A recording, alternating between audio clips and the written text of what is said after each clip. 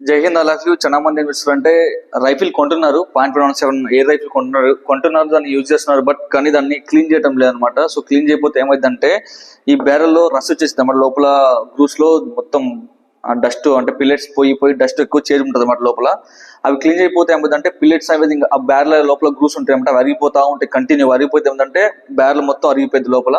Pellets వెళ్ళి ఎక్కువ shorts కొట్టి సో దానివల్ల ఏమైందంటే తొందర రైఫిల్ ఖరాబ్ అయిపోతుంది అనమాట. రైఫిల్ ఖరాబ్ కాకుండా ఉండాలంటే మీరేం చేయాలంటే .117 సంబంధించిన క్లీనింగ్ కిట్ వచ్చింది అనమాట. సో చూస్తున్నది ఇది వచ్చేసి ఇది కాటన్ అనమాట.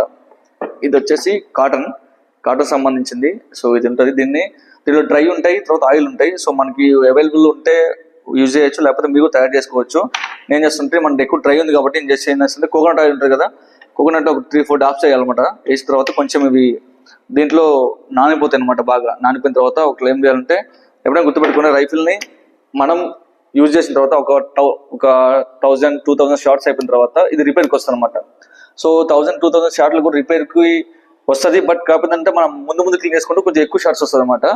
సో కంపల్సరీ క్లీన్ చేసుకున్న తర్వాత ఒకసారి బ్రేక్ చేసి, ఇది కనిపిస్తుంది కదా, దీన్ని ఆయిల్ కనిపిస్తున్నాయి కదా చిన్నవి, ఇవి కాటన్ సంబంధించిన అనమాట. ఇవి డైరెక్ట్ ఇంతకుముందు ఏంటంటే కొన్ని రైఫిల్స్ లో పుల్లింగ్ ఉంటుంది అనమాట, పుల్లింగ్ త్రూ ఉంటుంది అనమాట. అంటే దీంట్లో రూప్ వేసి అది క్లీన్ చేస్తారు అనమాట. సో అది కొత్త ఆప్షన్ వచ్చింది కాబట్టి చూడండి, జస్ట్ ఇది లోపల పెట్టేసి పిల్లెట్ టైప్ అనమాట, పిల్లెట్ టైప్ లోపల పెట్టేసి క్లోజ్ చేసి చూడండి, జస్ట్ ఎంటీ షార్ట్స్ 3 కొట్టాలన్నమాట. ఓకేనా, ఇలా ఎంటీ షార్ట్స్ 3 కొట్టాలి. 3 కూడా ఆయిల్ కొట్టాలన్నమాట. ఫస్ట్ 3 ఆయిల్ కొట్టాలి. దాని తర్వాత ఒకటి వచ్చేసి డ్రై అనమాట. ఒకటి డ్రై అంటే ఆయిల్ లేదనమాట.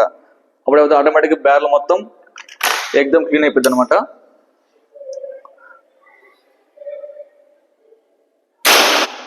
ఇలా ఓకేనా.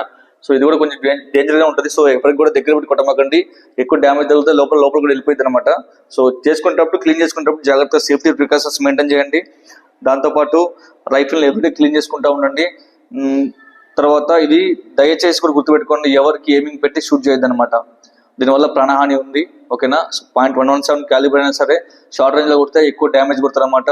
సో కాబట్టి మీరు షూటింగ్ చేసేటప్పుడు లేదా మీ పిల్లలు షూటింగ్ నేర్పించేటప్పుడు లేదా ఇంట్లో ప్రాక్టీస్ చేసేటప్పుడు దయచేసి safety precautions and rules and regulations compulsory పాటించండి. ఓకేనా. సో మళ్ళీ మరిన్ని వీడియోస్ కోసం మన ఛానల్ సబ్స్క్రైబ్ చేసుకోండి. మళ్ళీ కలుద్దాం. ఓకేనా. జై హింద్, జై జవాన్, జై కిసాన్.